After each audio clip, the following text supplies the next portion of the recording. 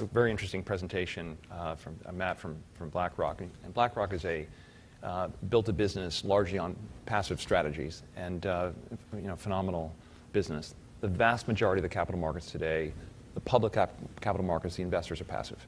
They're indexed, they're closet indexed, they're indexed plus an alpha strategy. And if you look at the shareholder list of major companies, it's BlackRock, it's Fidelity, it's Cap Research, it's Vanguard, and by charter these institutions are passive.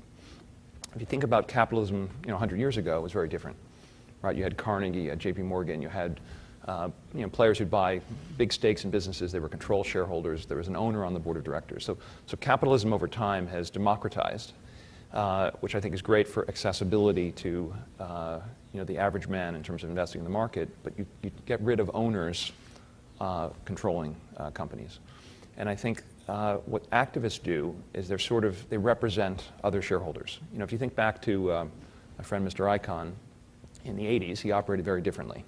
Today, an activist shareholder takes a stake in a business and is only successful if all of the shareholders benefit. It's not green mail where the activist investor buys a stake, gets a benefit for himself, and moves on.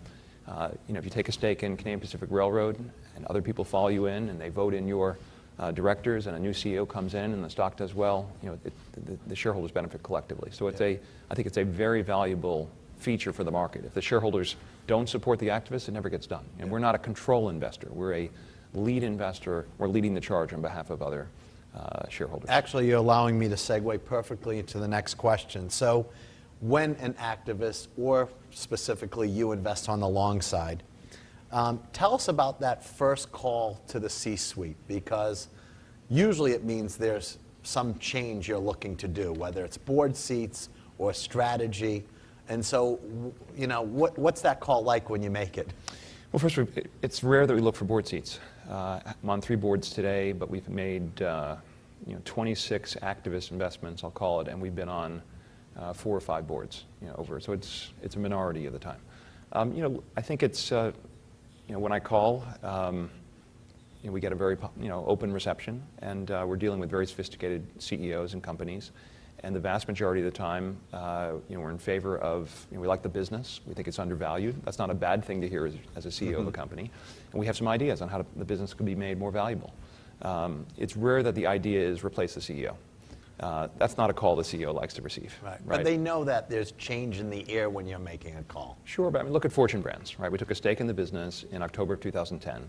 We sat down with the management of the company, and we outlined why we believed Fortune Brands, which owned Titleist, business called Fortune Brands Home and Security, Jim Beam, why that consolidated conglomerate it was time for that business to be separated.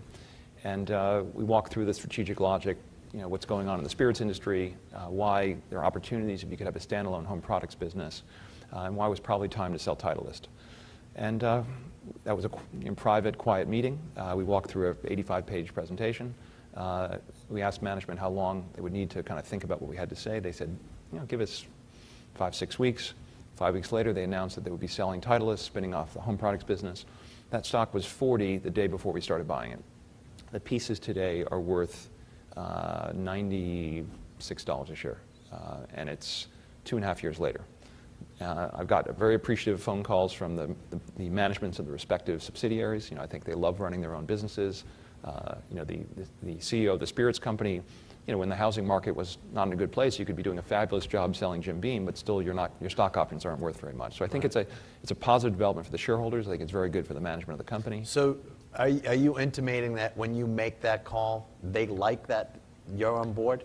I think the answer is perhaps there's some degree of concern of what we might have in mind, but in the vast majority of the cases, people seem receptive to hearing what we have to say, and we're not. There's a full spectrum of techniques in activist investing. So most of your positions on the long side. When you go the other way to the short side, and we'll talk about one specifically, but do you then also make that C-suite call, or do you kind of do it in a different fashion? I did not call Herbalife prior to making a presentation. In the case of MBIA, 10 years ago or more, we did sit down with the management of the company, at least to hear how they were, some answers to some questions we had. On Herbalife, we were able to figure things out without meeting with the management of the company.